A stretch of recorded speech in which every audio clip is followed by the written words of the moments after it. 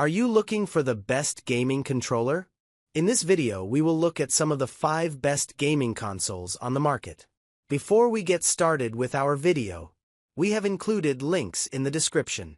So make sure you check those out to see which one is in your budget range. Number 1. VSR. With an authentic minimalist 1980s aesthetic, this retro gaming console offers an eclectic mix of classic games from different systems and publishers, including titles like Missile Command, Double Dragon, and Speedball 2. Games come in collections on physical cartridges that mostly cost between $20 and $30. There are more than 500 officially licensed games from Atari, Technos, Data East, Codemasters, and Pico Interactive, but new releases are rolling out all the time. Pop the flap and you'll find space for 2 cartridges inside. Press the power button, and a light strip blinks to life and turns red, followed by synthwave music and high-resolution box art that gives you the retro feels. The rectangular controllers remind me of NES controllers with shoulder buttons, but they are probably the weakest element here, too lightweight and not comfortable for long play sessions. Luckily, you can use most third-party controllers, wired or wireless, and the console supports up to 4 players. Games run smoothly and mostly look good on the big screen. You also get display options, including the original ratio and artificial scanlines, control schemes with support for remapping, and the ability to save anywhere. All of that at an affordable price makes this the best retro console for most people. The original VS is sadly discontinued, but the VSR is almost identical. It just has a different color scheme, comes with 1 controller, and includes the first 3 Tomb Raider games. If you prefer a mini arcade machine look, the Evercade Alpha, 9 out of 10, Wired recommends, is an excellent alternative. Number 2. EXPR.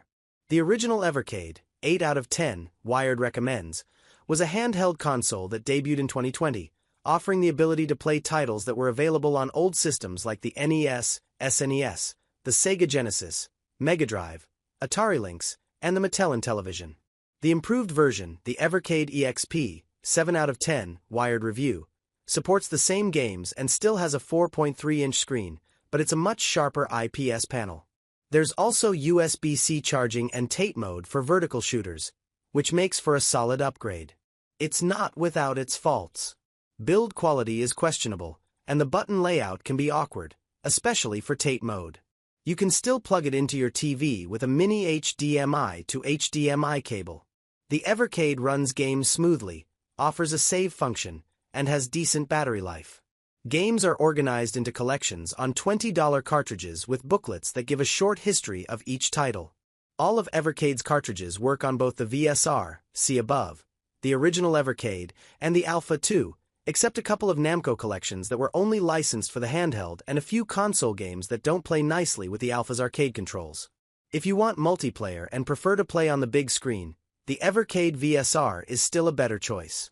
The EXPR is the only version available now and comes with the first 3 Tomb Raider games. Number 3. 2600 Plus. The first home console for many was the iconic wood-paneled Atari 2600 or VCS, video computer system. My granddad had one, and Pong, several versions of which were in Video Olympics, is the first game I can remember playing in a living room. The Atari 2600 Plus nails the look, though it is around 25% smaller, and boasts working mechanical switches, the classic 1-button joystick, and a game cartridge to slot in. Instead of a single game, this cart holds 10 Atari classics: Adventure, Combat, Dodge M, Haunted House, Maze Craze, Missile Command, Real Sports Volleyball, Surround, Video Pinball, and Yar's Revenge.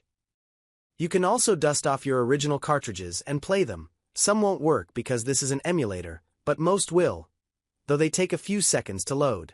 Honestly, the games from this era have aged terribly.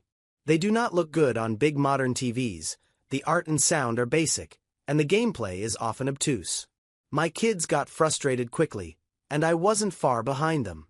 Most folks should skip this as it will almost certainly end up gathering dust in the loft, but collectors and Atari fans in pursuit of that warm nostalgia glow will likely not be disappointed, and it's an easy way to play those old games on your current TV. Number 4. Genesis Mini. When it comes to official mini consoles, the Sega Genesis Mini, also known as the Mega Drive, is the pinnacle. Less than half the size of the original, but with the same design, it looks the part.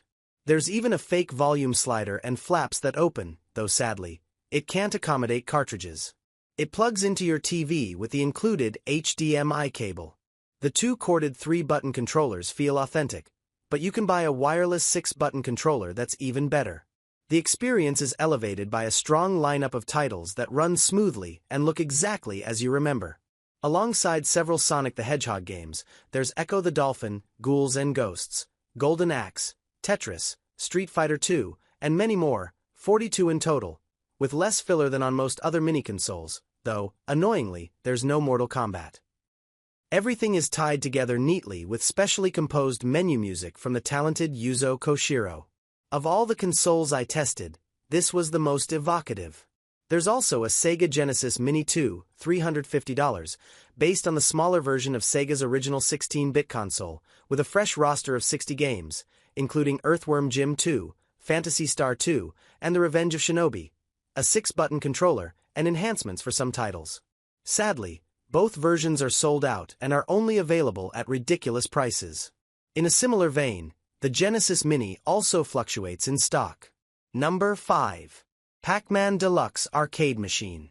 Much of the joy of retro gaming is in recreating those special moments from childhood, and the arcade is where my love of gaming began.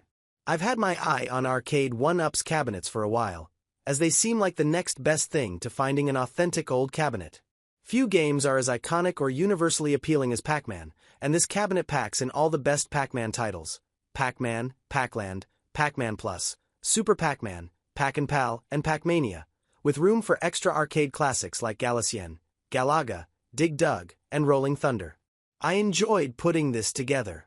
It's a replica, so the coin slots are fakes, but the marquee lights up, it has a 17-inch color LCD screen, and you get authentic feeling arcade controls. The big surprise was how much my teenage kids loved the Pac-Man arcade machine. We spent hours gaming on this. It is pricey and limited by modern console standards, but it has that old-school feel that you can never get from emulators and gamepads, and you can always delve into modding if you want to get more from it, though this isn't the best cabinet for that. I also love seeing it sitting in the corner of my office, and a quick game is a great way to take a short break from my work. Arcade 1-Up offers a bunch of other themed arcade cabinets from Star Wars to Street Fighter.